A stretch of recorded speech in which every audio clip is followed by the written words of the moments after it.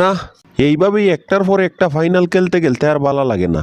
Argentina প্রত্যেকবার ওই যে কোনো টুর্নামেন্টের ফাইনালে উঠলে বাকি দলগুলায় করবো কিতা।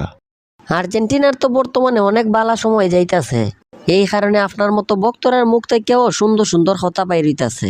এইরকম সময় তো আসলে সব সময় থাকতো না। আরে টিফন, তুই বিষয়টা একটু চিন্তা কইরা দেখ। 2021 সালে আমরা কোপা আমেরিকার ফাইনাল খেললাম, চ্যাম্পিয়ন হইলাম। এরপরে ইউরোপের সেরা দল ইতালির সাথে খেললিয়া এইটাতেও চ্যাম্পিয়ন হইলাম। আপনি তো দেখা যায় আসল জিনিসটা ওই বাদ দিয়ে দিছুন। 36টা বছর পরে যেই জিনিসটা পাইয়া আপনারা আর্জেন্টিনা বক্তরার সাফাবাজিটা বাইরা গেছে, সেই বিশ্বকাপের ট্রফির কথাটা তো কইছুন না। আরে বেটা, তুই তো আমারে কইবার সুযোগ দিবে। আর্জেন্টিনারে লইয়া কথা কওয়া শুরু করলে তো ট্রফির শেষ হইতো না। 2022 সালে ফ্রান্সরে হারাইয়া চ্যাম্পিয়ন হওয়ার পরে এখন আবারও 2024 সালে কোপা আমেরিকার ফাইনালে। এত ফাইনাল খেলতে কি আর ভালো লাগে? এইসব ফাইনাল ব্রাজিলের কাছে ওই একসময় মুড়ির মতো আসিল। ব্রাজিলেও অনেকবার এইরকম ফাইনাল খেলছে, এই কারণে তুই বর্তমানে ব্রাজিলের দখলে 5টা বিশ্বকাপের ট্রফি।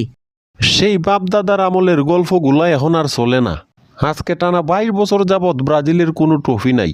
যেই জায়গায় আর্জেন্টিনায় একটার পর একটা ফাইনাল খেললে যাইতাছে, খালি গাল ভরা গল্প থাকলে হইতো না, ট্রফিও লাগবো।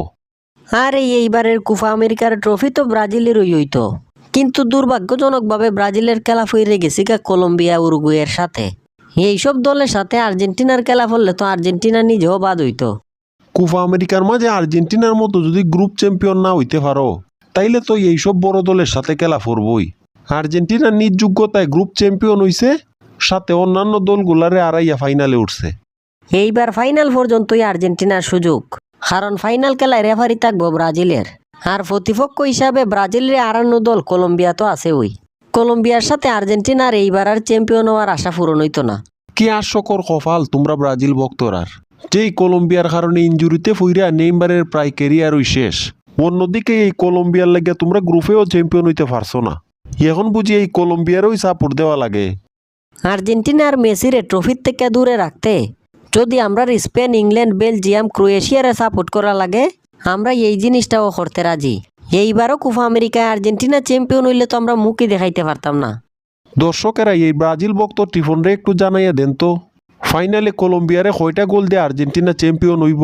বিশ্ব চ্যাম্পিয়নরার খেলা সম্পর্কতে এরার কোনো ধারণাই নাই। 2022 সালের পর থেকে আর্জেন্টিনা একটা ম্যাচও হারছে না।